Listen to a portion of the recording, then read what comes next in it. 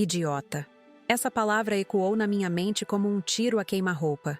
Saiu da boca do meu próprio filho, o mesmo que embalei nas noites frias, o mesmo para quem sacrifiquei meus sonhos. Acabara de entregar-lhe as chaves de uma casa de 3 milhões de reais, um presente que representava décadas de trabalho árduo nas minhas joalherias. E foi essa a resposta que recebi. Estou aqui hoje para compartilhar uma história que nunca imaginei viver. Uma traição que veio de onde menos esperava. As pessoas costumam dizer que filhos são bênçãos, mas ninguém fala sobre a dor dilacerante quando esses mesmos filhos nos apunhalam pelas costas. Passei minha vida inteira economizando cada centavo. Enquanto minhas amigas viajavam para Paris, eu reinvestia no meu negócio. Quando poderia ter me dado ao luxo de um carro novo, escolhi garantir a educação dos meus filhos nas melhores escolas. Tudo porque sonhava com o dia em que poderia oferecer um futuro confortável para minha família. Meu marido faleceu há 15 anos, vítima de um infarto fulminante. Desde então, carreguei o peso de ser mãe e pai sozinha. Não me queixo. Sempre fui uma mulher de fibra. Cresci no interior de São Paulo, filha de comerciantes simples, e aprendi desde cedo que nada cai do céu. Construí minha rede de joalherias com determinação férrea, começando com uma pequena loja no Brás e expandindo para o Morumbi, Jardins e até mesmo para o Rio de Janeiro. Leonardo, meu primogênito, sempre demonstrou interesse pelos negócios da família. Inteligente, formado em engenharia civil, pensei que seguiria meus passos empresariais. Talvez o erro tenha sido meu. Dei tudo com muita facilidade. Universidade particular, intercâmbio na Europa, carro de luxo aos 21 anos. Quis compensar a ausência do pai, talvez. Cristina, minha caçula, escolheu outro caminho. Tornou-se médica pediatra, trabalha em um hospital público e nunca pediu nada além do necessário. A mudança em Leonardo começou há cerca de 5 anos, quando conheceu Patrícia em um evento de negócios. Bonita, sofisticada, arquiteta de família tradicional, mas falida. No início, tentei ignorar os sinais. O modo como ela calculava o valor de cada joia que eu usava, as perguntas sobre meu testamento disfarçadas de preocupação, o jeito como incentivava meu filho a pedir mais e mais. "Mamãe, estamos pensando em casar", anunciou Leonardo numa tarde de domingo, durante nosso almoço familiar. "Mas queremos começar com o pé direito. Um apartamento no jardim seria o ideal, não acha?" Naquele momento, algo dentro de mim hesitou, mas o amor de mãe falou mais alto. "Vou fazer melhor", respondi. "Tenho um terreno nos jardins. Vou construir uma casa para vocês, do jeito que quiserem." Os olhos de Patrícia brilharam com uma ganância que interpretei erroneamente como gratidão. Durante 2 anos, acompanhei cada detalhe da construção. 3 suítes, piscina, jardim de inverno, escritório, sala de cinema. Nada era suficientemente bom para o meu filho. O orçamento inicial de 2 milhões estourou em 3, mas não me importei. É para a felicidade dele. Justificava para minha filha Cristina, que me olhava com preocupação. O que eu não sabia era que Patrícia havia convencido Leonardo a convidar sua mãe, Marlene, para morar com eles. Uma mulher amarga, divorciada 3 vezes, que sempre me tratou com desdém mal disfarçado. "Sua mãe é tão provinciana", ouvia comentar com Patrícia certa vez, pensando que eu não estava por perto. No dia da entrega das chaves, organizei uma pequena celebração. Champanhe, alguns petiscos finos, flores por toda a casa. Convidei apenas pessoas próximas.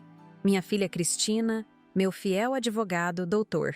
Renato, minha amiga de décadas Jurema, minha empregada Cleide, que é praticamente da família, e Roberto, meu ex-sócio que sempre nutriu sentimentos por mim. Um brinde à nova fase da vida do Leonardo e da Patrícia, propus, erguendo minha taça com lágrimas nos olhos. Todos aplaudiram. Eu estava radiante, acreditando ter cumprido minha missão como mãe. Foi depois do brinde que entreguei o envelope com as chaves e a escritura.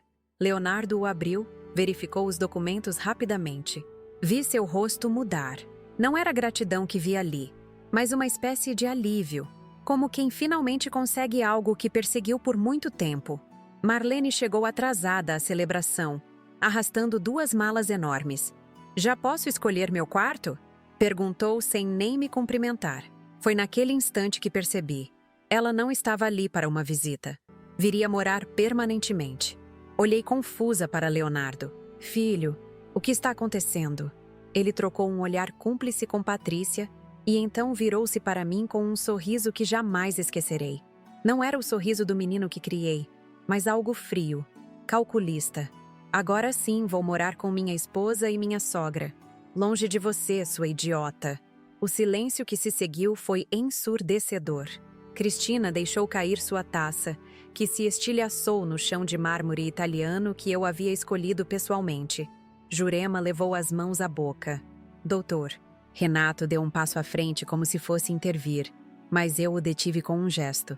Patrícia nem tentou disfarçar sua satisfação. Marlene soltou uma risadinha. Meu neto Guilherme, que brincava no jardim, entrou correndo naquele momento, alheio à tensão que pairava no ar. Vovó, vem ver as borboletas lá fora, chamou inocentemente, puxando minha mão. Engoli o nó na garganta. Não daria a eles o prazer de me ver desmoronar. Vamos ver essas borboletas, meu amor, respondi, segurando sua mãozinha e saindo para o jardim. Enquanto caminhava entre as flores com meu neto, algo despertou dentro de mim. Não era apenas dor ou decepção. Era uma determinação gélida que nunca havia sentido antes. Ninguém me chama de idiota na minha própria casa, pensei. Principalmente não um filho ingrato por quem sacrifiquei tudo. Naquele jardim, observando Guilherme correr atrás das borboletas, comecei a traçar mentalmente um plano.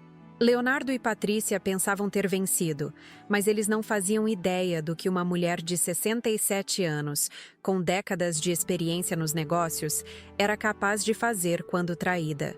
Vocês devem estar se perguntando o que aconteceu depois.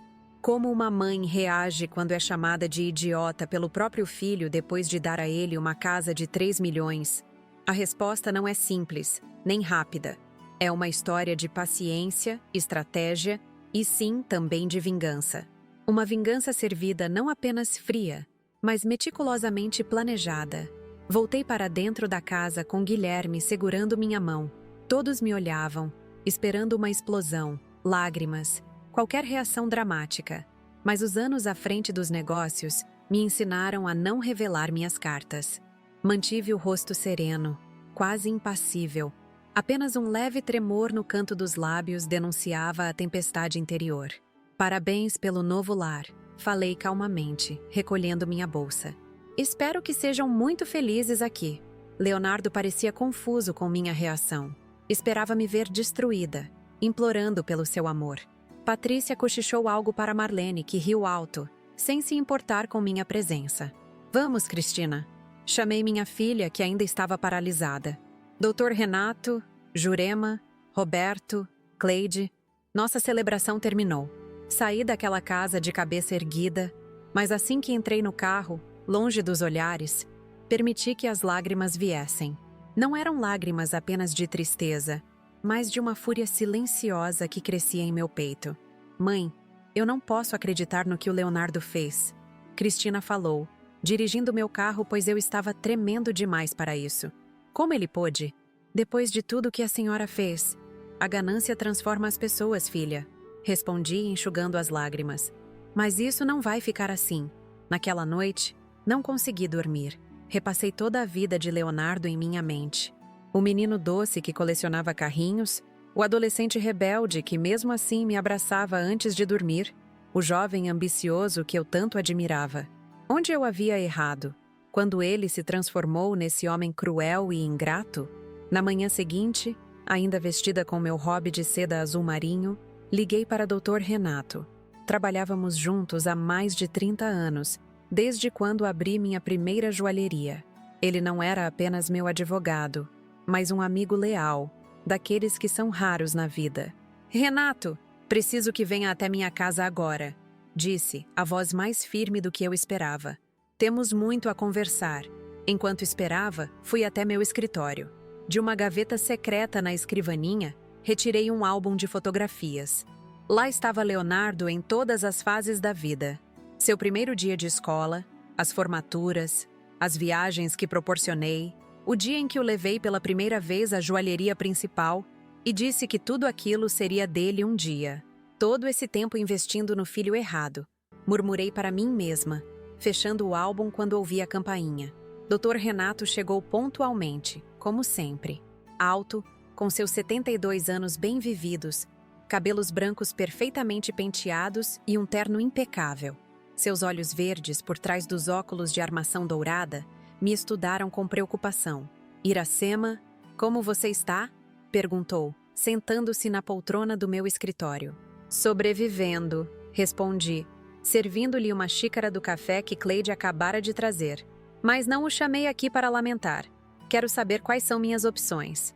Opções. Sim, quero aquela casa de volta, mas não simplesmente tomá-la. Quero fazer isso de um jeito que sirva de lição. Renato ajustou os óculos, pensativo. Bem, juridicamente falando, a escritura já foi transferida. É complicado reverter a doação sem um motivo legal sólido. E se houvesse uma condição na doação que eles desconhecem? Sugeri, uma ideia começando a se formar. Que tipo de condição? Perguntou, já intrigado. Foi assim que, nas 2 horas seguintes, elaboramos o plano. Dr. Renato me explicou que poderíamos criar uma cláusula resolutiva na escritura, algo que não estava claramente visível na primeira versão que entreguei a Leonardo, mas que seria totalmente legal e válido quando revelado. Precisaríamos apenas que Leonardo assinasse um documento adicional, algo que ele faria sem questionar se apresentado da maneira correta. Mas como fazê-lo assinar sem despertar suspeitas? Questionei. Deixe isso comigo. Renato sorriu pela primeira vez naquela manhã. Uma pequena alteração no imposto de transmissão de bens imóveis, talvez? Algo burocrático que ninguém realmente lê. 3 dias depois daquele terrível incidente, liguei para Leonardo. Ele atendeu no quarto toque, a voz cautelosa. Mãe? Filho? Sei que nossa última conversa não terminou bem. Falei, ensaiando um tom conciliatório. Mas não quero ficar brigada com você. Vocês já se instalaram na casa nova? Estamos começando a mobiliar, respondeu secamente. Justamente por isso estou ligando. Quero dar os móveis como presente adicional. Escolham o que quiserem, sem limite de valor. Houve um silêncio do outro lado da linha. Então ouvi a voz de Patrícia ao fundo perguntando quem era. Leonardo cobriu o telefone, mas ainda pude ouvir o murmúrio da conversa. Quando voltou, sua voz estava mais animada. Seria ótimo, mãe. Muito obrigado. Que tal nos encontrarmos amanhã? Tenho alguns catálogos de mobiliário italiano que gostaria de mostrar. E Dr. Renato mencionou algo sobre um documento do ITBI que precisamos resolver. No dia seguinte, Leonardo e Patrícia me receberam na casa nova. Já haviam feito algumas mudanças. Um dos quartos de hóspedes estava sendo transformado em closet para Patrícia, outro para Marlene, que me cumprimentou com um aceno displicente antes de subir para o 2º andar. Trouxe os catálogos, anunciei, colocando uma pasta grossa sobre a mesa de centro que ainda era a mesma da decoração original. E também os documentos que Dr. Renato mencionou. Apenas burocracia, nada importante. Enquanto o casal folheava os catálogos de móveis luxuosos, coloquei casualmente o documento sobre a mesa. Leonardo, apenas assine aqui para resolvermos essa questão do imposto. Uma formalidade. Ele nem olhou direito para o papel. Estava encantado com uma sala de jantar de designer italiano que custava mais que o salário anual de muitos brasileiros. Assinou rapidamente e voltou sua atenção para o catálogo. Este sofá seria perfeito para a sala de TV. Apontou Patrícia para uma peça que custava o equivalente a um carro de luxo. Excelente escolha, concordei, guardando discretamente o documento assinado na minha pasta. Vou providenciar tudo. Vocês não precisam se preocupar com nada. Nas semanas que se seguiram, cumpri minha palavra. A casa foi mobiliada com as peças mais caras e exclusivas disponíveis no mercado. Leonardo e Patrícia estavam radiantes. Começaram a dar festas extravagantes, convidando a alta sociedade paulistana para exibir seu novo status. Eu nunca estava na lista de convidados. Paralelamente, trabalhava incansavelmente com Dr. Renato no resto do plano. Cristina, minha filha sensata, inicialmente tentou me dissuadir. Mãe, tem certeza que quer seguir com isso? É o Leonardo, apesar de tudo. Estávamos almoçando no restaurante do Hospital Santa Esperança, onde ela trabalhava. Seu jaleco branco contrastava com meu vestido preto. luto simbólico pelo filho que eu achava que tinha. Cristina, não é apenas sobre a ingratidão dele, expliquei, mexendo distraidamente na salada. É sobre justiça, sobre mostrar que ações têm consequências. Ele precisa aprender essa lição. Minha filha suspirou, mas acabou concordando em ajudar. Como médica respeitada, ela tinha conexões valiosas que seriam úteis para o que eu planejava. Um mês depois da cena humilhante, visitei meu neto Guilherme na escola. Esperava-o na saída, ansiosa para abraçar aquele pedacinho de alegria na minha vida. Quando me viu, correu em minha direção, mas foi interceptado por Patrícia, que chegou ao mesmo tempo. "O que está fazendo aqui?" perguntou-me com frieza. "Vim ver meu neto", respondi simplesmente. "Leonardo e eu decidimos que é melhor limitar suas visitas", declarou, segurando Guilherme pelo ombro. "Você o mima demais." Guilherme olhou para mim com olhos tristes. "Vovó, por que não vem mais nos visitar?" Antes que pudesse responder, Patrícia o puxou em direção ao carro. "Sua avó está muito ocupada, querido."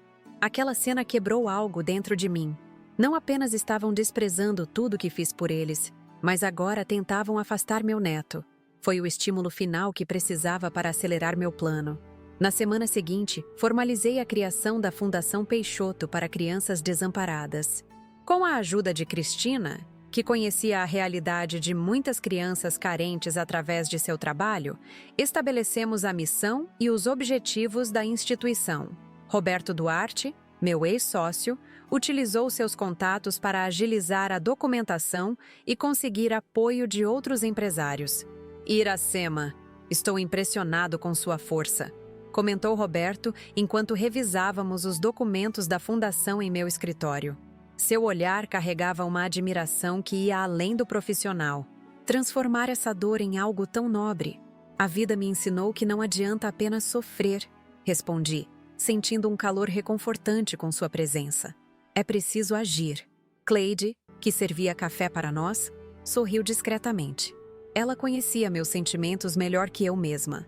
Enquanto isso, Leonardo e Patrícia continuavam sua vida de ostentação, completamente alheios ao que eu preparava. Através de Cleide, que mantinha contato com uma das funcionárias que eles haviam contratado, soube que estavam gastando fortunas em reformas adicionais.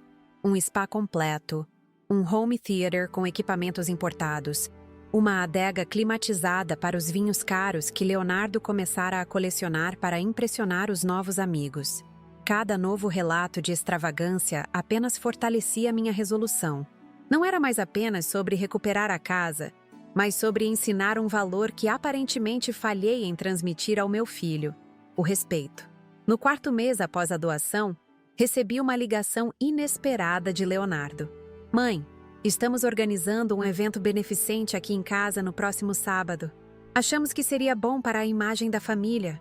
Você poderia comparecer?" Era a primeira vez que me convidavam. Entendi imediatamente que não se tratava de reconciliação, mas de usar minha presença, como matriarca de uma família tradicional, para legitimar seu novo status social. "Claro, filho. Ficarei feliz em participar", respondi, segurando o telefone com força. Era exatamente a oportunidade que eu esperava. Imediatamente após desligar, liguei para Dr. Renato. "É hora", disse simplesmente. Ele entendeu. "Vou preparar tudo. Estaremos prontos no sábado." Os 2 dias que antecederam o evento foram de preparação intensa. Contei a verdade para Jurema, minha amiga de décadas, que se ofereceu para ajudar com os contatos na imprensa. "Sempre desconfiei daquela nora", comentou indignada. E a mãe dela, então, uma verdadeira víbora. Quando o sábado chegou, vesti-me com especial cuidado.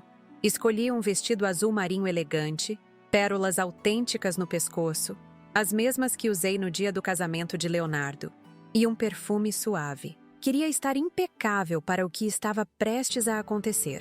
Dr. Renato passou para me buscar pontualmente às 7 da noite. No carro, revisamos os últimos detalhes do plano. "Os documentos estão todos em ordem", garantiu. "A cláusula é absolutamente legal e vinculante." Quando chegamos à mansão, o evento já estava em pleno andamento. Dezenas de carros de luxo estavam estacionados em frente. Música suave tocava ao fundo. Garçons circulavam com taças de champanhe, e a elite paulistana conversava animadamente nos jardins iluminados. Leonardo veio me receber com um sorriso forçado. "Mãe, que bom que veio", disse, beijando-me no rosto para manter as aparências. "Venha, quero apresentá-la a algumas pessoas importantes." Segui-o pelo salão, observando cada detalhe da casa que um dia imaginei como um lar feliz para meu filho e sua família.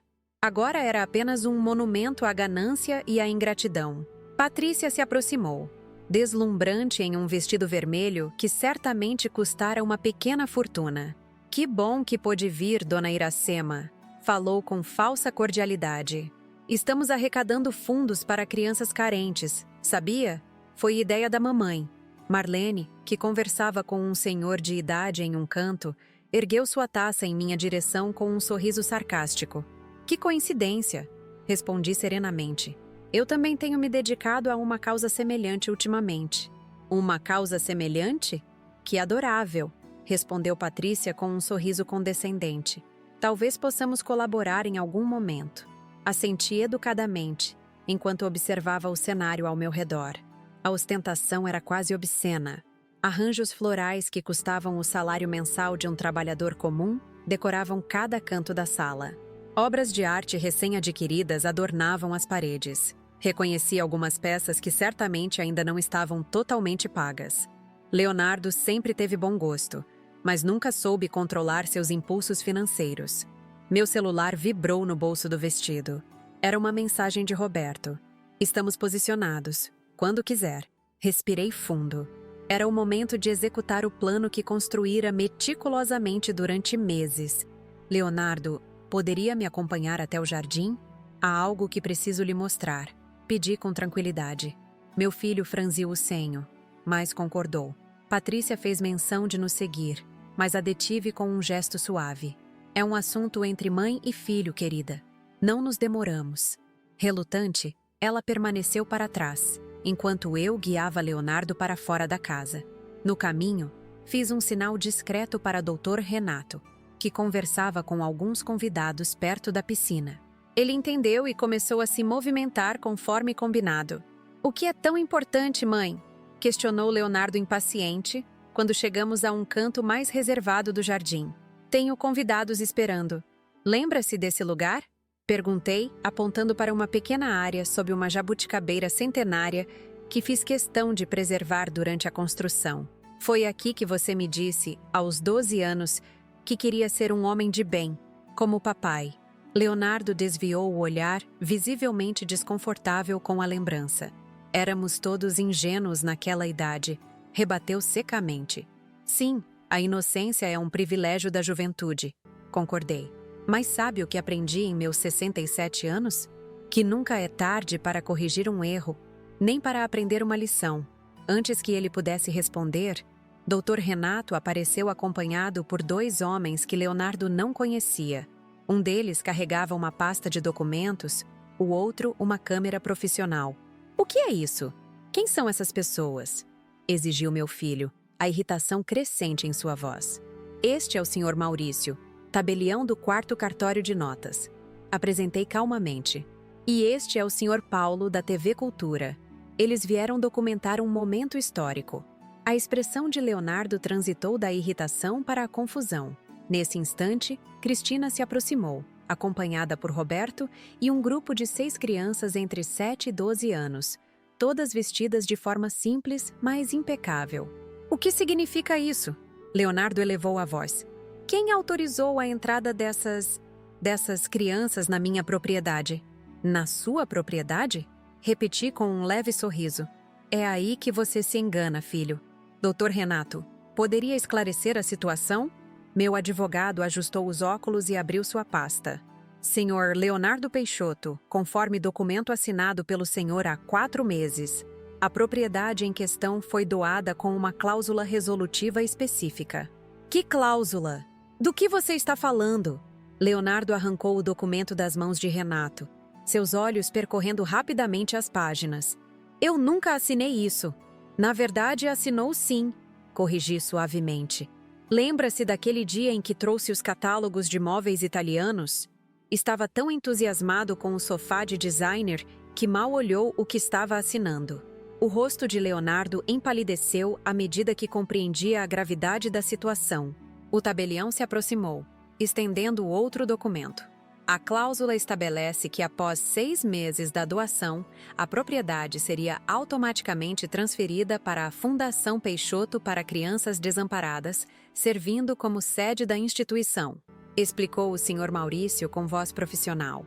Faltam exatamente 2 semanas para esse prazo se completar, mas a Sinômino Iracema optou por antecipar o anúncio público. As crianças olhavam curiosas para a casa suntuosa, algumas cochichando entre si. Cristina as mantinha organizadas, explicando em voz baixa que logo conheceriam seu novo lar. Isso é um absurdo! Leonardo explodiu amassando o papel. É fraude! Vou processar todos vocês! Não há nada de fraudulento, respondeu o Dr. Renato com calma inabalável. Sua assinatura foi reconhecida em cartório, com testemunhas. O documento é absolutamente legal. O repórter da TV Cultura se aproximou com o microfone, enquanto seu cinegrafista posicionava a câmera. Senhora Peixoto, poderia explicar para nossa reportagem sobre essa iniciativa beneficente? Leonardo olhou horrorizado para a câmera. Desligue isso. Não autorizei filmagem na minha casa, que não é mais sua. Lembrei-o gentilmente, antes de me voltar para o repórter. Será um prazer explicar. A Fundação Peixoto para Crianças Desamparadas nasceu de uma reflexão pessoal sobre privilégios e oportunidades. Esta propriedade de 3 milhões de reais servirá como abrigo para crianças em situação de vulnerabilidade, oferecendo não apenas moradia, mas educação de qualidade e assistência médica. O barulho da entrevista atraiu a atenção dos convidados. Logo, uma pequena multidão se formou ao nosso redor. Patrícia abriu caminho entre as pessoas, com Marlene logo atrás. O que está acontecendo aqui? Exigiu ela, olhando com desdém para as crianças. Estamos conhecendo os novos proprietários desta casa, respondi serenamente. Como assim, novos proprietários? Questionou Patrícia, sua voz subindo várias oitavas. Leonardo agarrou seu braço com força. Ela nos enganou, disse entre dentes. Fez-me assinar um documento transferindo a casa para uma instituição de caridade. O rosto de Patrícia transformou-se numa máscara de horror. Não pode ser. Mas é, confirmei. Em 2 semanas, oficialmente, esta propriedade se tornará um lar para crianças sem família. As que vocês veem aqui são apenas algumas das dezenas que ajudaremos. Uma das crianças, uma menina de aproximadamente 7 anos, mesma idade do meu neto Guilherme, aproximou-se timidamente de mim. Vamos morar nessa casa grande, dona Iracema? Perguntou com olhos brilhantes. Agachei-me para ficar na altura dela, ignorando o protesto das minhas articulações. Sim, querida, este será o seu novo lar. O cinegrafista capturou o momento, enquanto os convidados murmuravam entre si. Alguns pareciam chocados, outros claramente aprovavam a iniciativa. Vi vários rostos conhecidos da elite paulistana me observando com uma mistura de surpresa e admiração. Marlene foi a primeira a recuperar a compostura. Isso é um escândalo, vociferou, apontando o dedo em minha direção. Uma velha vingativa usando crianças para se vingar do próprio filho. Roberto Duarte, que até então observava discretamente, deu um passo à frente. Cuidado com suas palavras, senhora, advertiu com firmeza. Difamação é crime, e há muitas testemunhas aqui. O repórter, sentindo a tensão crescente, direcionou seu microfone para Leonardo. O senhor gostaria de comentar sobre essa iniciativa filantrópica da sua mãe? Meu filho parecia prestes a explodir, mas a presença da câmera o conteve. Anos de educação sobre imagem pública não foram em vão.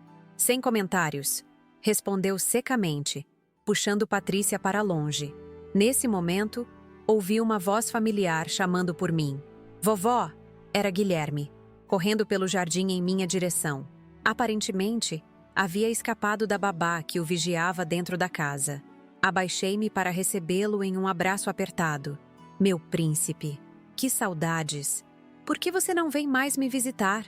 Perguntou com a sinceridade dolorosa que só as crianças possuem. Sua avó tem estado ocupada, respondi, acariciando seus cabelos. Mas isso vai mudar. Você conhece estas crianças? Elas precisam de um lar e vamos ajudá-las. Guilherme olhou curioso para o grupo. A menina que havia falado comigo anteriormente deu um passo à frente, apresentando-se. Meu nome é Bia. Eu sou Guilherme, respondeu meu neto, com a desenvoltura social que herdara de mim. Em poucos minutos, as crianças conversavam animadamente, completamente alheias ao drama adulto que se desenrolava ao redor. O repórter, percebendo o potencial da cena, direcionou a filmagem para elas. Leonardo retornou furioso, arrastando Patrícia, que parecia prestes a desmaiar. Acabou o evento, anunciou em voz alta. Peço que todos se retirem, por favor. Tivemos um imprevisto familiar. Os convidados, confusos, mas sentindo a tensão, começaram a se dispersar. Alguns se aproximaram para se despedir, expressando discretas congratulações pela iniciativa da fundação. Você vai me pagar por isso, ameaçou Leonardo quando os convidados já estavam distantes. Vou contestar esse documento. Vou destruir essa fundação antes mesmo que ela comece. Pode tentar, respondi calmamente. Mas sugiro que leia a documentação completa antes. Há mais coisas que você deveria saber. Doutor, Renato interveio. Como a cláusula que estipula que qualquer contestação judicial resultará na revisão completa das doações anteriores feitas pela senhora Iracema, incluindo seu apartamento no Leblon, seu carro importado e suas ações nas joalherias Peixoto. O rosto de Leonardo perdeu completamente a cor. Você não faria isso.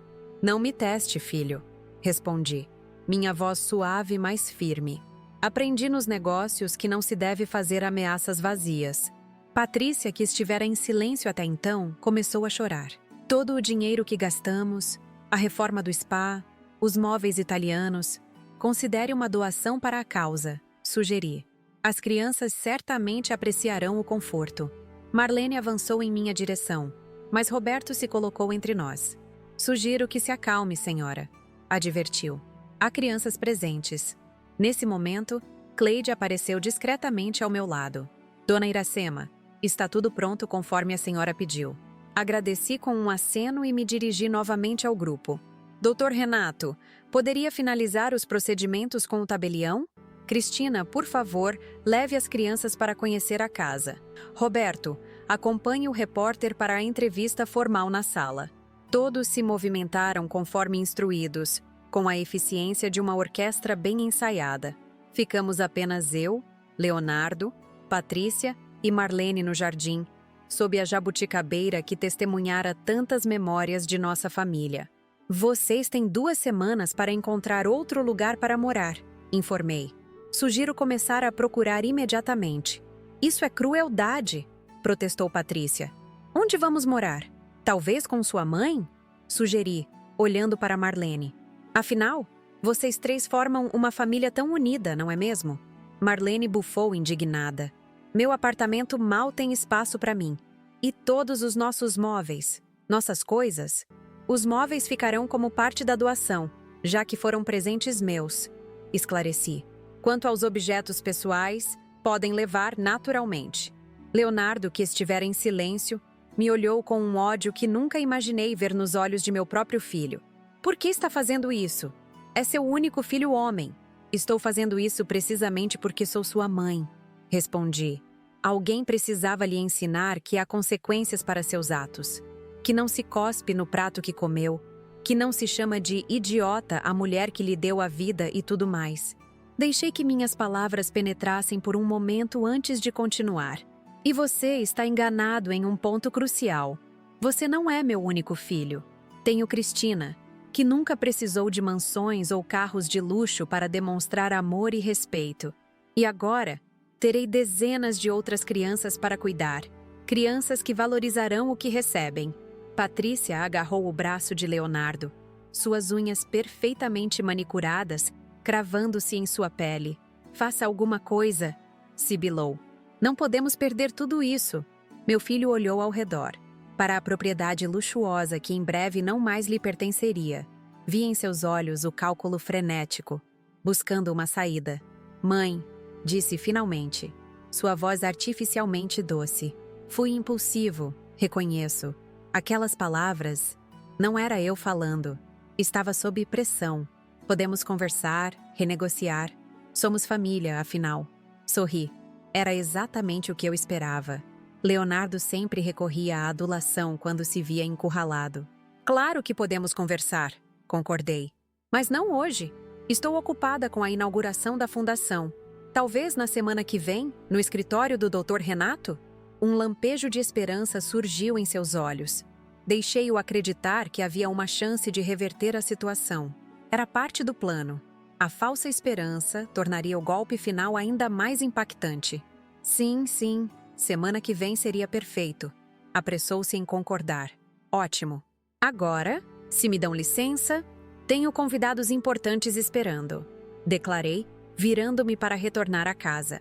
Convidados na nossa casa, ouvi Marlene resmungar enquanto me afastava. Não é mais sua casa, senhora, corrigi sem me virar.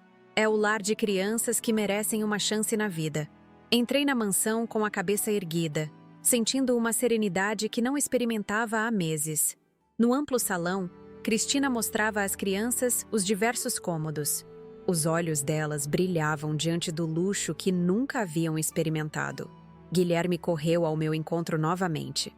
Vovó, posso vir brincar com eles quando a casa virar um orfanato? Abracei-o com ternura. Claro que pode, meu amor. Esta casa será sempre aberta para você. O repórter da TV Cultura se aproximou, microfone em mãos. Senhora Peixoto, o que a inspirou a criar esta fundação? Olhei diretamente para a câmera, sabendo que minhas palavras alcançariam milhares de lares. A vida me ensinou que a verdadeira riqueza não está nos bens materiais, mas nas conexões humanas autênticas. Esta fundação nasce da crença de que toda criança merece um lar seguro e amoroso, e de que nunca é tarde para transformar dor em propósito. A entrevista para a TV Cultura durou quase meia hora. Expliquei detalhadamente o projeto da fundação, os programas educacionais que implementaríamos, o atendimento médico especializado que Cristina coordenaria e como transformaríamos aquela mansão em um espaço de acolhimento e desenvolvimento para crianças em situação de vulnerabilidade. Quando as câmeras foram desligadas, o repórter apertou minha mão com entusiasmo. Senhora Peixoto, esta reportagem irá ao ar amanhã no Jornal das 8. Sua iniciativa certamente inspirará muitas pessoas. Agradeci com um sorriso genuíno. A publicidade não era apenas parte da estratégia. Era fundamental para blindar o projeto contra qualquer tentativa de Leonardo de revertê-lo judicialmente. Uma vez que a opinião pública estivesse do nosso lado, seria politicamente suicida para ele tentar impedir a criação do orfanato. Depois que a equipe de reportagem partiu, reunimos todos no jardim para um pequeno lanche preparado por Cleide, que trouxera sanduíches, sucos naturais e bolinhos de chocolate.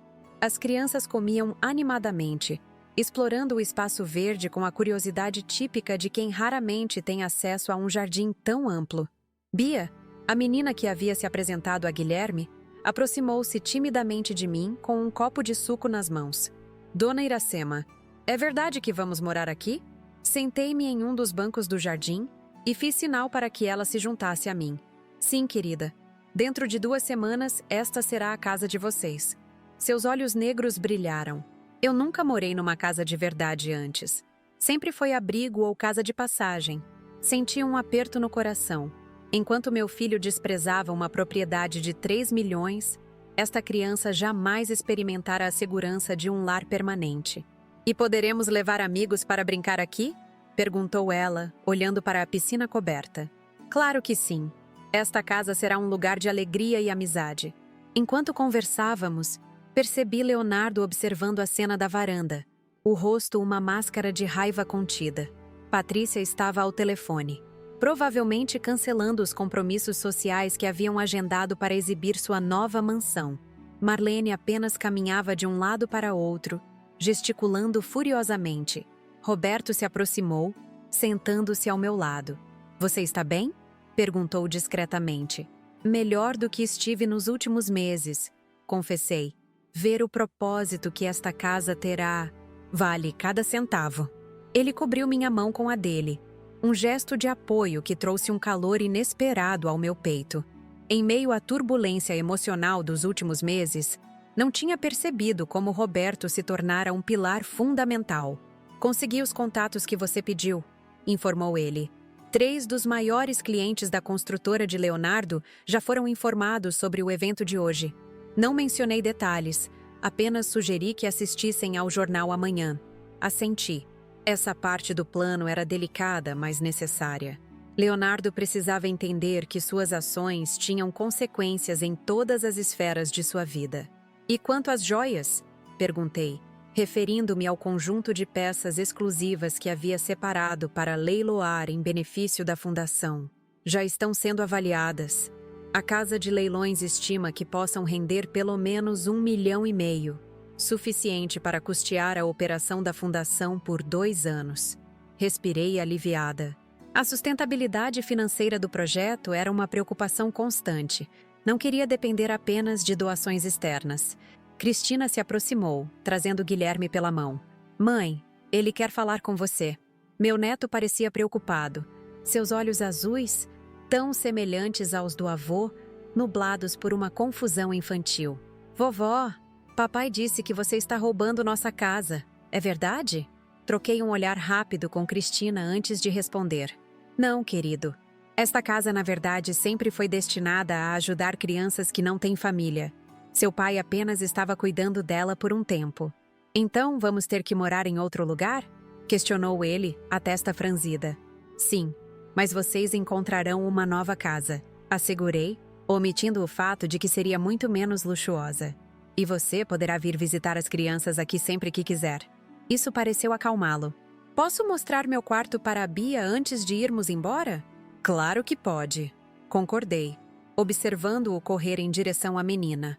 Cristina sentou-se onde Roberto estava antes. "Leonardo está furioso." Ouviu ao telefone com algum advogado, ameaçando processar todo mundo. "Era esperado", respondi tranquilamente. "Doutor Renato já está preparado para isso."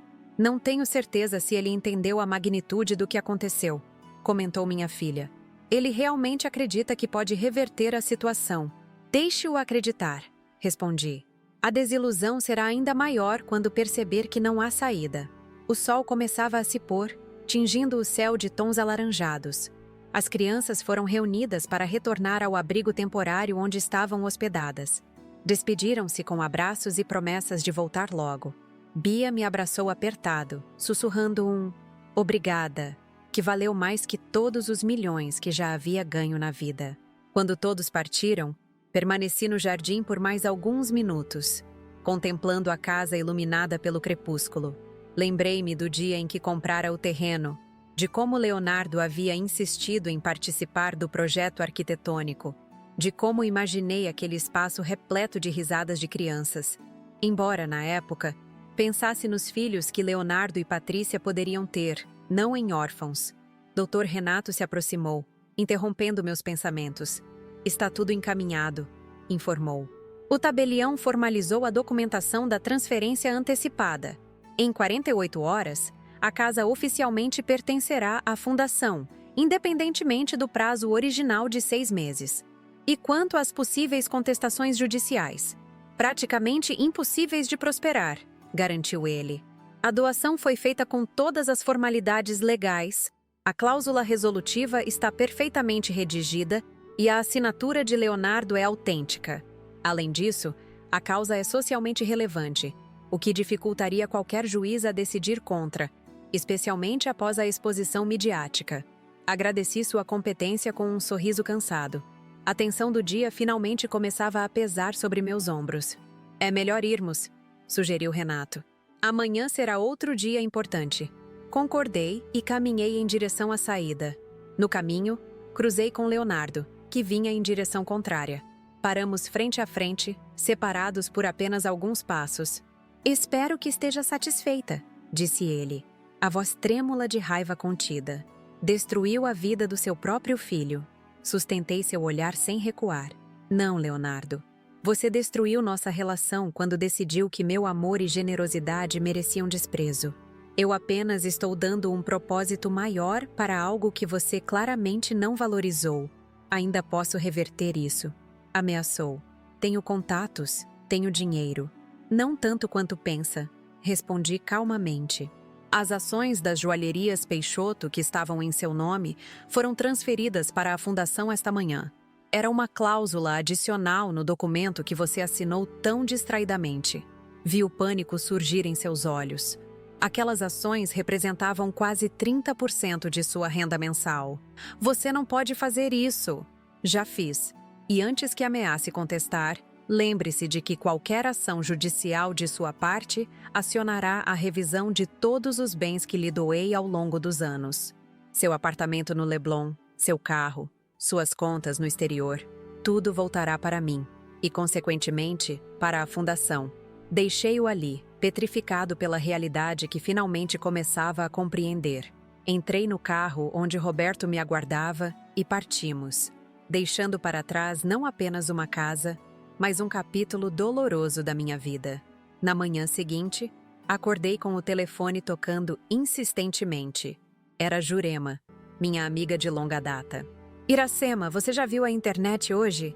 Está em todos os portais de notícias", exclamou sem nem me dar bom dia. Confesso que não esperava uma repercussão tão rápida. A reportagem da TV Cultura só iria ao ar naquela noite. "O que aconteceu?", perguntei, sentando-me na cama. "Alguém filmou tudo ontem com um celular. A cena do seu filho sendo exposto, as crianças conhecendo a casa, você anunciando a fundação. Está por toda parte. As redes sociais não falam de outra coisa." Fiquei momentaneamente sem palavras. Não havia planejado isso. A ideia era uma exposição controlada através da reportagem oficial. "E o que estão dizendo?", perguntei finalmente. "Você está sendo aclamada como uma heroína. A milionária que ensinou uma lição de humildade ao filho ingrato é o título da matéria mais compartilhada. Até celebridades estão comentando, oferecendo apoio à fundação." Desliguei após prometer que ligaria de volta e rapidamente chequei meu celular. Dezenas de notificações, mensagens de pessoas que não falava há anos, e-mails de jornalistas solicitando entrevistas. E um recado de voz de Cristina. "Mãe, ligue a TV agora. Canal 5. Corri para a sala e liguei a televisão. Um programa matinal de grande audiência exibia imagens do evento de ontem, com uma manchete sensacionalista. "Milionária transforma a mansão do filho ingrato em orfanato." A apresentadora narrava com entusiasmo. Dona Iracema Peixoto, empresária do ramo de joalherias, deu uma lição exemplar ao filho que a insultou após receber uma casa de 3 milhões. Em vez de simplesmente deserdar o rapaz, ela transformou a propriedade em um abrigo para crianças órfãs. Uma atitude que está comovendo o Brasil. Desabei no sofá, atordoada. O plano havia tomado proporções inesperadas. Pensei em Leonardo assistindo aquilo. Sua humilhação agora pública e nacional, não apenas restrita ao círculo social e profissional. O interfone tocou. Era Cleide anunciando a chegada de Dr. Renato e Roberto, que vinham sem aviso prévio. Pedi que os deixasse subir e corri para trocar o hobby por algo mais apresentável. Quando retornei à sala, encontrei os dois homens assistindo avidamente à televisão, que agora exibia imagens das crianças explorando o jardim da mansão. "Isso não estava nos planos", comentou Renato, ajustando nervosamente os óculos. "Não", concordei. "Alguém entre os convidados deve ter filmado e compartilhado." Roberto desligou a TV e virou-se para mim. "Isso muda tudo, Iracema. A exposição é muito maior do que previmos." "Para melhor ou pior?", questionei. "Para a fundação, certamente para melhor", respondeu ele. "As doações já começaram a chegar. A conta que abrimos ontem já recebeu mais de 100 mil reais em pequenas contribuições de pessoas comuns tocadas pela história." "E para Leonardo?", perguntei, sentindo um misto contraditório de satisfação e preocupação maternal. Dr. Renato removeu os óculos, esfregando a ponte do nariz. "Acabei de receber uma ligação. Ele foi afastado do projeto do shopping center em Campinas. O investidor principal viu as notícias e não quer sua empresa associada à imagem de alguém que tratou a própria mãe daquela forma." Sentei-me lentamente, absorvendo o impacto daquela informação. O projeto em Campinas era o maior da carreira de Leonardo, algo que ele perseguira por anos. "Há mais", continuou Renato. 2 outros clientes importantes da construtora dele pediram substituição imediata do engenheiro responsável. Basicamente, Leonardo está sendo ostracizado profissionalmente. Não era o que eu havia planejado. Queria ensinar-lhe uma lição, fazê-lo entender o valor do respeito e da gratidão, não destruir sua carreira completamente. Isso foi longe demais, murmurei, mais para mim mesma que para eles. Roberto sentou-se ao meu lado. Iracema, você não pode controlar como o mundo reage. Leonardo fez uma escolha quando a tratou daquela forma. Estas são as consequências naturais de seus atos. Nesse momento, meu celular tocou. Era um número desconhecido. Atendi, hesitante. Mãe. A voz de Leonardo soava irreconhecível, embargada e trêmula. Preciso falar com você. Fiz sinal para que Renato e Roberto me dessem privacidade. Quando saíram para a varanda, respondi. Estou ouvindo. Tudo desmoronou, disse ele, e pude perceber que estava chorando. Perdi os principais contratos da construtora. Patrícia me deixou esta manhã, levou Guilherme para a casa dos pais dela. Disse que não quer ser associada a alguém que virou o vilão nacional da internet. Senti um nó na garganta. Apesar de tudo, era meu filho. Leonardo... Não, interrompeu-me. Não diga nada ainda. Sei o que fiz. Sei como a tratei. Foi imperdoável. Seguiu-se um silêncio pesado, quebrado apenas por sua respiração irregular. Passei a noite inteira pensando, continuou ele finalmente, revendo cada momento. Como pude tratar assim a pessoa que mais se sacrificou por mim? Como pude me deixar influenciar tanto por Patrícia e Marlene? Fui um tolo, um ingrato, um ser humano que errou, completei, sentindo o primeiro indício de que talvez, apenas talvez, a lição estava sendo aprendida.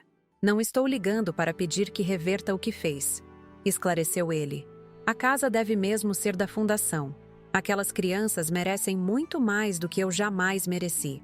Suas palavras me pegaram de surpresa. Não esperava essa reação. Só queria dizer que sinto muito, profundamente, e que entendo se nunca puder me perdoar. Respirei fundo, tentando organizar meus pensamentos. Onde você está agora? No apartamento que tínhamos antes. Marlene foi embora de madrugada, xingando a todos. Levou as joias que Patrícia ganhou de presente de casamento. Não pude deixar de notar a ironia. As joias, provavelmente compradas com meu dinheiro, sendo levadas pela mulher que sempre me desprezou. Venha almoçar comigo hoje, convidei, surpreendendo a mim mesma. Podemos conversar pessoalmente. Houve uma pausa. Tem certeza? Depois de tudo? Leonardo, o objetivo nunca foi destruí-lo. Era fazê-lo entender.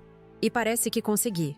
Após desligar, fiquei sentada por alguns minutos, absorvendo a conversa. Roberto retornou à sala, observando-me com preocupação. Está tudo bem? Perguntou. Acho que sim, respondi honestamente. Leonardo parece ter compreendido a lição de uma forma que não antecipei. Compartilhei com ele o teor da conversa. Roberto ouviu atentamente, sem interromper. E agora? Questionou quando terminei. Agora seguimos com o plano da fundação. A casa será transformada no orfanato conforme planejado. Quanto a Leonardo, ele terá que reconstruir sua vida e carreira por mérito próprio. E Guilherme? A menção ao meu neto trouxe um aperto ao coração. Vou garantir que ele não sofra com tudo isso. Talvez esta seja uma oportunidade para Leonardo ser um pai mais presente e consciente. Roberto assentiu, tomando minhas mãos entre as suas. Você é uma mulher extraordinária, Iracema Peixoto. Transforma até mesmo os momentos mais dolorosos em oportunidades de crescimento. Senti um calor no rosto que não experimentava há décadas. Em meio à turbulência dos últimos meses, não havia percebido como os sentimentos por Roberto haviam florescido. Talvez em algum momento pudesse explorar isso. Mas agora havia muito a ser feito. O almoço com Leonardo seria o primeiro passo de uma nova jornada. Não de reconciliação imediata, pois algumas feridas levam tempo para cicatrizar, mas de reconstrução gradual. A fundação seria inaugurada oficialmente em 2 semanas. E em algum lugar no meio disso tudo, encontraria tempo para redescobrir a mulher por trás da empresária, da mãe e agora da filantropa. Aos 67 anos, quando muitos pensam em desacelerar, eu estava apenas começando um novo capítulo. Um capítulo onde a palavra idiota seria transformada em inspiração, onde a dor da ingratidão daria lugar à alegria de proporcionar um futuro para crianças que realmente valorizavam cada oportunidade. E isso, mais do que qualquer vingança, era a verdadeira vitória. O restaurante que escolhi para o almoço com Leonardo não foi por acaso. O Mirante do Vale, em Campos do Jordão, era onde celebrávamos ocasiões especiais quando ele era criança. Um local neutro, longe dos olhares curiosos de São Paulo, onde a história da mãe milionária e o filho ingrato já corria solta por todos os cantos. Cheguei meia hora antes do combinado. Pedi uma mesa afastada, com vista para a Serra Montana coberta por uma névoa suave típica da região. O maître, que me conhecia há anos, notou meu nervosismo. Alguma ocasião especial hoje, dona Iracema? Uma reconciliação, espero. Respondi com um sorriso hesitante. Enquanto aguardava, revi mentalmente os acontecimentos das últimas horas. A explosão midiática havia sido imprevisível. Meu celular não parava de tocar com ligações de jornalistas, antigos conhecidos e até celebridades interessadas em apoiar a fundação. Cristina havia assumido temporariamente o papel de assessora de imprensa, filtrando as solicitações mais urgentes. O mais surpreendente foram os e-mails de mães que passaram por situações semelhantes. Mulheres que sacrificaram tudo pelos filhos apenas para serem desprezadas ou abandonadas na velhice. Minha história havia tocado uma ferida coletiva, silenciosa, raramente discutida na sociedade. Pontualmente ao meio-dia, Leonardo entrou no restaurante. Quase não o reconheci. Sempre impecavelmente vestido, meu filho agora usava roupas simples. Tinha olheiras profundas e parecia ter envelhecido anos em apenas um dia. Quando me viu, hesitou por um instante antes de caminhar em minha direção. "Obrigado por me receber", disse ele após sentar-se, evitando meu olhar. "Agradeça ao chefe", respondi, tentando aliviar a tensão. O salmão grelhado dele sempre foi seu favorito. Um silêncio desconfortável se instalou entre nós. Pedi uma garrafa de vinho branco, dando tempo para que ambos nos aclimatássemos à situação. "Como está, Guilherme?", perguntei finalmente. Leonardo suspirou, confuso. Patrícia não explicou direito o que aconteceu. Apenas disse que estávamos dando um tempo. Prometi buscá-lo no domingo. O garçom serviu o vinho e entregou os cardápios. Leonardo nem os abriu. "Não tenho muita fome", confessou. "Precisa se alimentar." Insisti com o tom materno que nunca me abandonou, mesmo nos momentos de maior mágoa. "Peço por você. Ainda sei o que gosta." Quando o garçom se afastou com nossos pedidos, Leonardo finalmente reuniu coragem para me olhar diretamente. "Por que fez isso, mãe? Por que não simplesmente me deserdou? Teria sido menos público." Tomei um gole de vinho, considerando cuidadosamente minha resposta. "Porque deserdar seria fácil para você", expliquei. Patrícia provavelmente continuaria ao seu lado, acreditando que eventualmente eu mudaria de ideia. Você seguiria sua vida, talvez com menos luxo, mas sem realmente compreender o impacto de suas palavras e atitudes. E me humilhar publicamente foi a solução? A humilhação pública não foi planejada, esclareci. A ideia era uma lição particular, restrita ao nosso círculo social e profissional. Alguém entre os convidados decidiu tornar tudo viral. Ele balançou a cabeça, incrédulo. "Sabe o que perdi nas últimas 24 horas? 3 contratos principais, minha esposa, minha sogra. Essa última não me parece exatamente uma perda", comentei, permitindo-me um raro momento de sarcasmo. Surpreendentemente, Leonardo riu. Um riso breve, quase melancólico, mas ainda assim, um riso. Foi o primeiro momento genuíno que compartilhamos em meses. "Ela era terrível, não era?", admitiu. "Sempre manipulando Patrícia, sempre exigindo mais, sempre menosprezando você nas suas costas. E na minha frente também", acrescentei. Os pratos chegaram, interrompendo momentaneamente nossa conversa. Leonardo olhou para o salmão grelhado com batatas ao murro e ervas frescas. Exatamente como pedia quando criança, apenas em porção adulta. E seus olhos marejaram. "Você lembrou", murmurou. "Claro que lembrei. Sou sua mãe, Leonardo. Isso nunca mudou, mesmo quando você me chamou de idiota." Ele abaixou os talheres antes mesmo de começar a comer. Aquelas palavras, não sei de onde vieram. Era como se outra pessoa estivesse falando.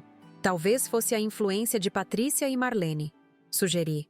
Mas no fundo, você permitiu que essa influência o dominasse. Leonardo assentiu lentamente. Fui fraco, seduzido pela ideia de pertencer a um círculo social mais elevado através delas. Marlene conhecia todos em Belo Horizonte. Tinha conexões com famílias tradicionais mineiras. E o que essas conexões lhe trouxeram? Nada, admitiu amargamente. Quando o vídeo viralizou, foram as primeiras a se distanciar. Marlene até negou para algumas amigas que era minha sogra. Comemos em silêncio por alguns minutos. Pela janela do restaurante, observávamos as montanhas e o vale abaixo. Aquela paisagem sempre teve um efeito calmante sobre nós dois. O que acontece agora? Perguntou Leonardo finalmente. Com a fundação, seguiremos conforme planejado. Respondi. A inauguração oficial será em 2 semanas. Quanto a você, fiz uma pausa, escolhendo cuidadosamente as palavras. Isso depende de suas escolhas daqui para frente. Não tenho muitas opções, disse com voz derrotada. Minha reputação profissional está destruída. Nenhuma construtora em São Paulo vai me contratar depois disso. Talvez seja a hora de recomeçar, sugeri. Não em São Paulo, não no mesmo campo. Ele ergueu os olhos intrigado. Como assim? Tenho uma proposta para você, disse, chegando finalmente ao ponto principal daquele encontro. Não um resgate, mas uma oportunidade de redenção. Expliquei que a fundação precisaria de um pavilhão adicional para aulas e atividades recreativas. A construção exigiria um engenheiro capacitado para supervisionar o projeto. Você quer que eu construa uma extensão para o orfanato? Perguntou, surpreso. Quero que você doe seu tempo e conhecimento, sem salário, apenas o reconhecimento de que está contribuindo para algo maior que você mesmo. Leonardo ficou em silêncio, processando a proposta. Por um momento, temi que seu orgulho ferido rejeitasse a ideia. Mas então, algo inesperado aconteceu. Ele sorriu, um sorriso genuíno que não via há anos. Seria uma honra, respondeu simplesmente. O almoço prosseguiu com uma atmosfera mais leve. Conversamos sobre aspectos práticos do projeto, sobre como Leonardo poderia aos poucos reconstruir sua reputação através do trabalho voluntário, sobre a possibilidade de eventualmente coordenar outros projetos similares em diferentes cidades. Quando terminamos a sobremesa, pudim de leite, outra preferência de infância que ele não recusou, Leonardo fez uma pergunta que me pegou desprevenida. E quanto a Guilherme? Como ele se encaixa em tudo isso? Peguei minha bolsa e retirei um pequeno envelope. Dentro havia uma foto de Guilherme com Bia e as outras crianças do orfanato, tirada no dia anterior durante a visita à mansão. Seu filho tem um coração enorme, comentei. Imediatamente se conectou com as crianças, especialmente com Bia. Acredito que ele poderia se beneficiar enormemente da convivência com elas. Está sugerindo que ele frequente o orfanato? Estou sugerindo que você e ele participem ativamente da fundação. Seria uma forma de ensinar valores que talvez tenham se perdido em sua educação. Leonardo estudou a fotografia por longos minutos. Ele parece feliz, observou. Crianças têm uma capacidade incrível de encontrar alegria nas circunstâncias mais improváveis, respondi. Algo que muitos adultos poderiam reaprender. Ao sairmos do restaurante, a tarde já avançava sobre as montanhas. No estacionamento, outro momento inesperado. Leonardo me abraçou. Um abraço desajeitado, hesitante, mas genuíno. Obrigado, murmurou contra meu ombro. Não pelo almoço, mas pela lição. Ainda dói, mas começo a entender. Nos despedimos com a promessa de uma reunião na semana seguinte para discutir os detalhes do projeto do pavilhão. Enquanto observava seu carro se afastar pela estrada sinuosa, senti uma mistura de emoções difícil de descrever. Não era exatamente perdão, ainda não, mas talvez o início de um novo entendimento. 2 semanas depois, a mansão nos jardins estava irreconhecível. As paredes antes brancas agora exibiam cores vibrantes e murais pintados por artistas locais. O spa luxuoso que Leonardo e Patrícia haviam instalado fora transformado em uma pequena enfermaria. A adega climatizada virou biblioteca, com estantes cheias de livros doados por editoras que abraçaram a causa. O dia da inauguração oficial amanheceu ensolarado, como se até mesmo o clima conspirasse a favor do projeto. Cristina coordenava a equipe médica voluntária que faria avaliações gratuitas das crianças. Jurema havia organizado uma exposição de arte infantil no jardim, com trabalhos das futuras residentes da casa. Roberto, sempre ao meu lado nas últimas semanas, supervisionava os últimos detalhes da cerimônia. Nossa proximidade havia evoluído para algo mais que amizade, embora ambos respeitássemos o ritmo lento que a idade nos impõe para novos relacionamentos. Os repórteres já chegaram, informou ele, ajustando discretamente a gravata. Pelo menos 5 emissoras nacionais e 3 internacionais. A história havia cruzado fronteiras, atraindo atenção global para a Fundação Peixoto. Ofertas de doações vinham de países que eu nem saberia localizar no mapa. "E Leonardo?" perguntei, procurando-o entre a multidão que já se formava nos jardins. "Chegou há meia hora. Está com Guilherme no quarto das crianças, ajudando a organizar os últimos detalhes." Sorri, imaginando meu filho, o mesmo que desprezara aquela casa, agora arrumando beliches e organizando brinquedos para seus novos ocupantes. A cerimônia estava marcada para as 10 horas. Às 9h45, Dr. Renato me procurou com uma expressão preocupada. "Temos um problema", anunciou discretamente. "Patrícia está aqui." Meu coração acelerou. Não havia desde o dia da revelação. "O que ela quer?" "Falar com você, aparentemente." "Está na entrada, bastante agitada." Considerei minhas opções. Poderia pedir que a segurança a removesse, mas isso certamente criaria um espetáculo indesejado. Melhor enfrentar a situação diretamente. "Vou falar com ela", decidi. "Roberto, por favor, assegure que tudo continue conforme planejado." Encontrei Patrícia na entrada principal, vestida com elegância excessiva para a ocasião.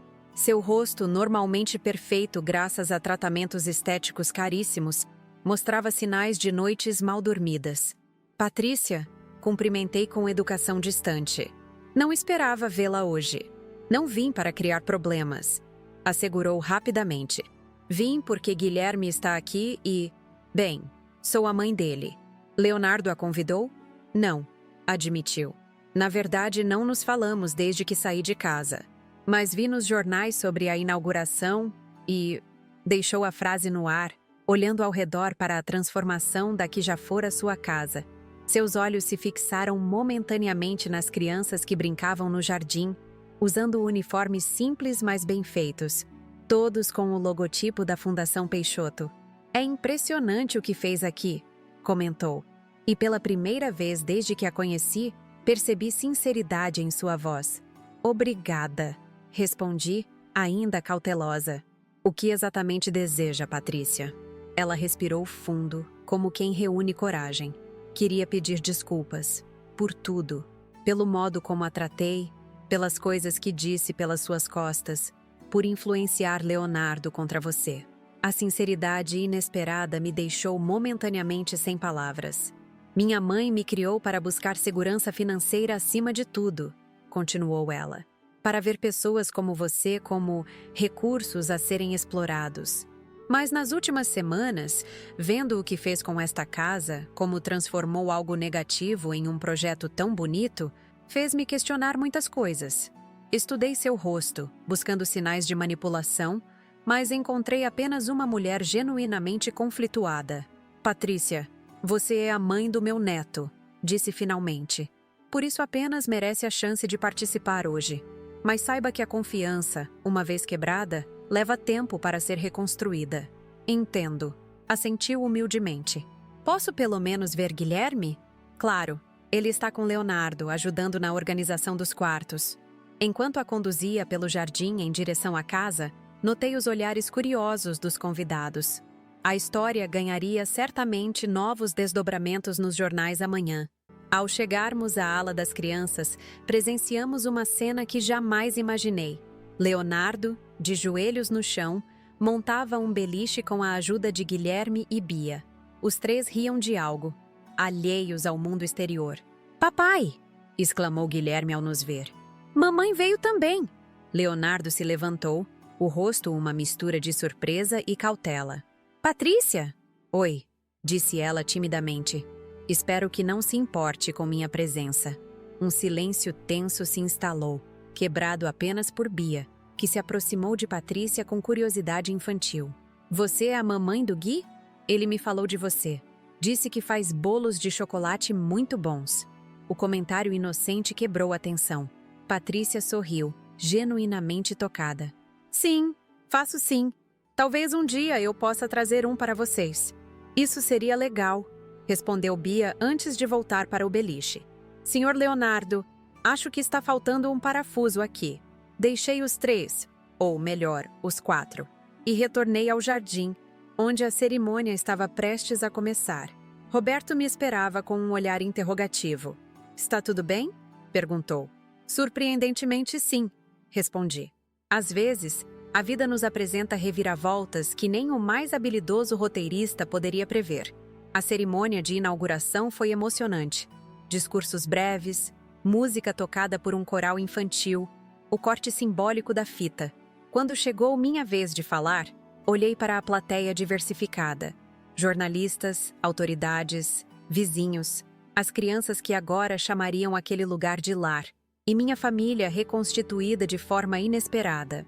Há 6 meses, quando dei esta casa ao meu filho, imaginava que ela seria o início de uma nova fase em sua vida. Comecei. E de certa forma foi.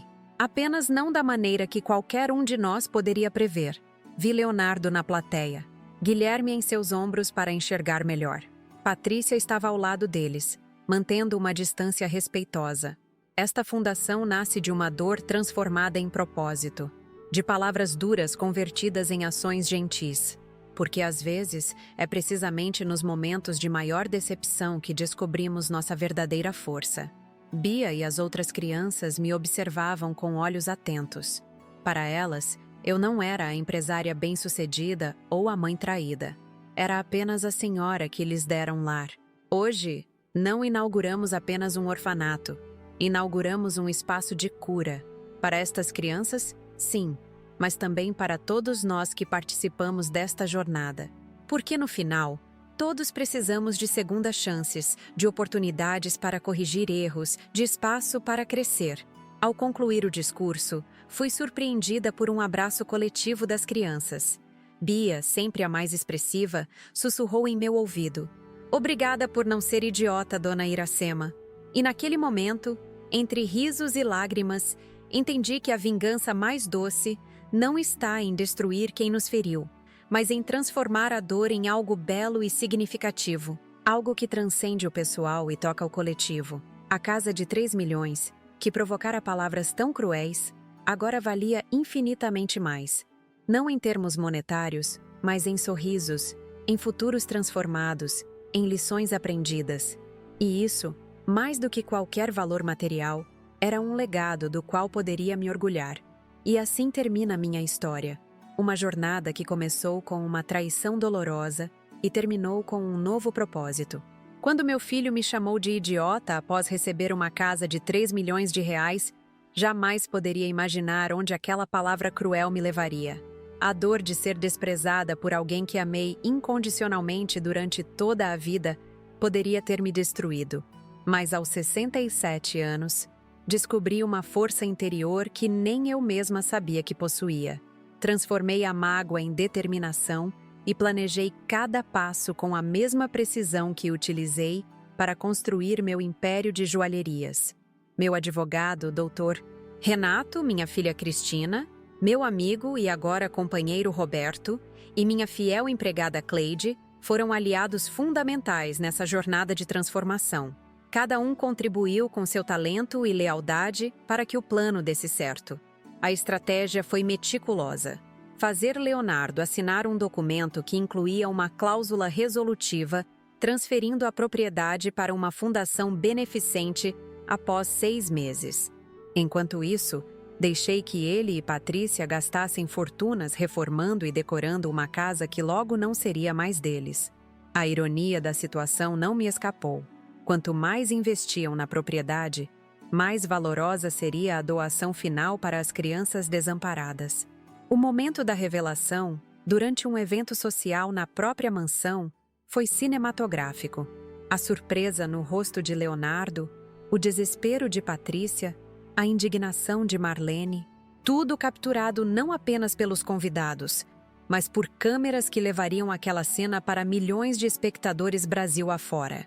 O que era para ser uma lição privada, tornou-se um fenômeno nacional, transformando-me em símbolo de resistência contra a ingratidão filial. As consequências para Leonardo foram mais severas do que planejei. Perder contratos importantes, ver sua reputação profissional desmoronar, enfrentar o abandono da esposa e da sogra, tudo isso o forçou a um confronto brutal com suas próprias escolhas. Mas foi justamente nesse ponto mais baixo que ele encontrou o caminho para a redenção. Nosso almoço no Mirante do Vale marcou o início de uma reconciliação cautelosa. Não ofereci resgate fácil ou perdão imediato, mas sim uma oportunidade. Contribuir com seu conhecimento de engenharia para a construção do pavilhão educacional do orfanato. Uma chance de reconstruir não apenas um prédio, mas também seu caráter e nosso relacionamento. A Fundação Peixoto para Crianças Desamparadas tornou-se muito mais que uma vingança bem executada. Transformou-se em um legado, um propósito que preencheu o vazio deixado pela decepção. Bia e as outras crianças me ensinaram que até mesmo nas circunstâncias mais dolorosas, existe a possibilidade de recomeço. Guilherme, meu neto, tornou-se uma ponte entre dois mundos, o da família fragilizada e o das crianças que nunca tiveram uma família. Sua amizade com Bia simbolizava a possibilidade de cura através das gerações. Leonardo, observando essa conexão, começou a enxergar valores que o dinheiro e o status social jamais poderiam comprar. A surpresa final veio com Patrícia. Sua aparição na inauguração e o pedido sincero de desculpas demonstraram que a transformação pode alcançar até mesmo os corações mais improváveis. Sem garantias de reconciliação com Leonardo, mas com um novo entendimento sobre o significado de família e valores, ela deu os primeiros passos em sua própria jornada de redenção. Hoje, a mansão de 3 milhões abriga 22 crianças que recebem educação de qualidade, cuidados médicos e, acima de tudo, amor e respeito. Leonardo supervisiona a construção do novo pavilhão, trabalhando lado a lado com os mesmos operários que antes tratava com desdém. Cristina coordena a equipe médica voluntária que atende não apenas as crianças da fundação, mas também comunidades carentes da região. Quanto a mim, encontrei um novo amanhecer aos 67 anos. O relacionamento com Roberto floresce com a delicadeza e sabedoria que só a maturidade proporciona. Continuo administrando minhas joalherias, mas agora com um propósito renovado. Parte dos lucros é destinada à expansão da fundação para outras cidades. A palavra idiota, que um dia me feriu profundamente, hoje me faz sorrir. Foi o catalisador de uma transformação que beneficiou não apenas a mim, mas dezenas de crianças e, ironicamente, até mesmo o filho que a proferiu. Como diz o velho ditado, Deus escreve certo por linhas tortas, ou, no meu caso, por documentos juridicamente impecáveis elaborados pelo Dr. Renato. Se você está assistindo esta história no canal Vovó Lembrou, saiba que existe um propósito maior por trás destes relatos. Não são apenas histórias de vingança, mas de transformação, de superação, de encontrar força onde parecia haver apenas fragilidade. São histórias reais de pessoas que, como eu, enfrentaram a ingratidão, a traição e a dor, mas escolheram não se deixar definir por esses momentos. Por isso, peço que se inscrevam no canal Vovó Lembrou. Cada inscrição nos ajuda a alcançar mais pessoas que talvez estejam passando por situações semelhantes e precisam ouvir que existe luz no fim do túnel, que existe poder em transformar a dor em propósito. Deixem seus comentários contando o que fariam no meu lugar. Teriam coragem de enfrentar um filho ingrato dessa forma? Acreditam na possibilidade de redenção após uma traição tão dolorosa? Suas histórias e opiniões são valiosas e criam uma comunidade de apoio para todos nós que já enfrentamos a dor da ingratidão familiar. Curtam este vídeo para que mais pessoas possam conhecer esta história. Cada curtida expande nosso alcance e permite que outras Iracemas, por aí, saibam que não estão sozinhas, que existe força onde parece haver apenas fragilidade. E se esta história tocou seu coração de alguma forma, considere ajudar o canal com um "Valeu demais". Esta forma de doação nos permite cobrir os custos de produção e continuar trazendo novos conteúdos diariamente. Produzir histórias de qualidade exige tempo, pesquisa e dedicação, e seu apoio faz toda a diferença para mantermos esse trabalho. Com sua ajuda através do "Valeu demais", podemos continuar dando voz às histórias de superação de pessoas comuns que, como eu, encontraram maneiras extraordinárias de transformar situações dolorosas em oportunidades de crescimento. Seu apoio permite que essas histórias cheguem a mais pessoas que talvez estejam precisando exatamente dessa mensagem de esperança. Compartilhem este vídeo com alguém que possa estar passando por uma situação semelhante. Às vezes, saber que não estamos sozinhos em nossa dor é o primeiro passo para a cura.